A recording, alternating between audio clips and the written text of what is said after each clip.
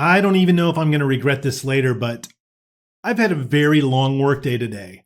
It's 7:30 p.m. I just ended one last coaching call. I've been going since about 4:30, and you can probably see on my face I'm pretty tired. But I wanted to do this YouTube video because of what we discussed in my last coaching session. It's how to overcome procrastination. You know, these little things I realize are in my mind, and I'm helping coaching clients, and I forget to make a video of them. So that's what I'm going to do right now. Stay tuned, and you're going to learn how to crush procrastination once and for all. Hi, my name is Sean Summercamp, and this is Motivationeer Christian Coaching.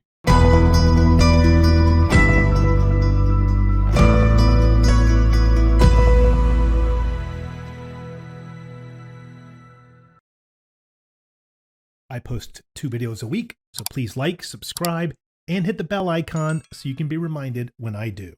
Please also consider becoming a member at motivationeer.com. Your membership really supports this channel. Thank you.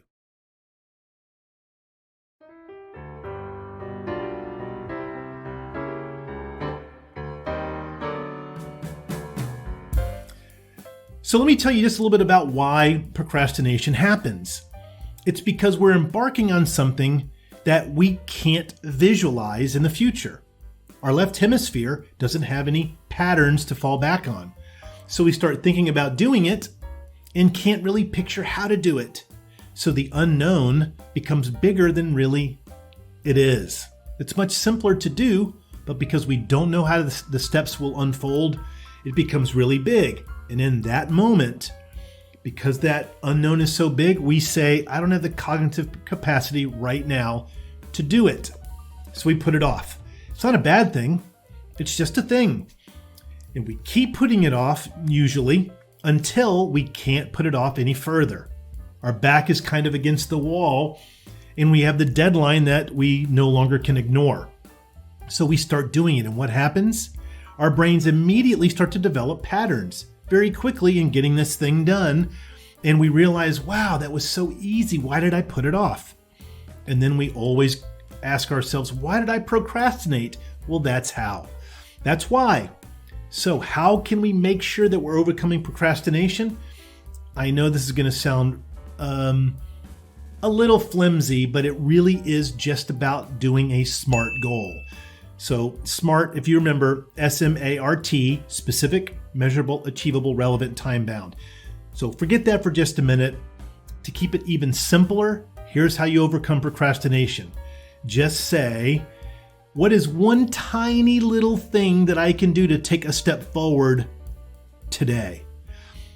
Instead of this idea of pushing ourselves, I'm just going to go do it. Remember, the it is the big unknown. And it's hard to force ourselves to do that. We can say instead, I'm going to do one small, tiny little achievable thing that is a step in that direction. Depending upon what it is, I'll give you an example. Let's say it's learning a new software. This is a little hint for the client I just had. Your company installed a new software, you're in quality engineering, and you've got to learn the software to do your testing. What's one small step to take? I'm going to open up Google and type in how to learn the fundamentals of, and then put the name of the software in there and hit enter. There's your one small little tiny step. You've just overcome procrastination. And what happens is you've started the learning process, basically the training process of your left hemisphere to find patterns in this new endeavor. So now that you've got that little tiny first step done, give yourself a pat on the back. Don't break your arm doing it. And then go to bed or go on to your next goal or go have lunch or whatever. Then ask, okay, I've got that done. What's one next tiny small step I can take? If we're using the example about learning new software, I'm going to block off time in my calendar, a doable time, once or twice a week to watch the training videos that I just found. Then you open up your Outlook calendar and you put it in. Block off a half hour this day and this day. Now you've taken the next step and procrastination has been killed once again. Once that's done, go celebrate. Go have some ice cream. Go do whatever. Go to sleep. Then come back and go, okay, what's my next tiny small step? I'm going to take notes during the training times that I've blocked off in my calendar so I can habitate the new things that I'm consuming.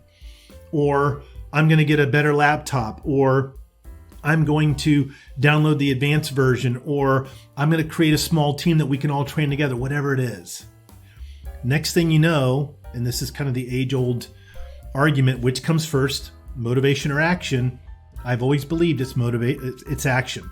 You take a small step, next thing you know, you're feeling excited about it, motivated to do it.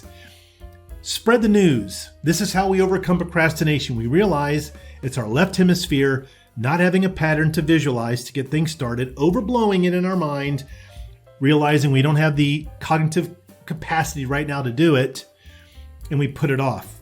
How do you break it? Pop the bubble by doing one tiny little small step, and now you've overcome procrastination. Thanks for watching. Please like and subscribe for 2 new videos each week. Tell me in the comments below about your career situation, and I'll make a video for you with a shout out. You can also become a member at motivationeer.com. Your career is not just a way to make a living, it's a way to transform the world.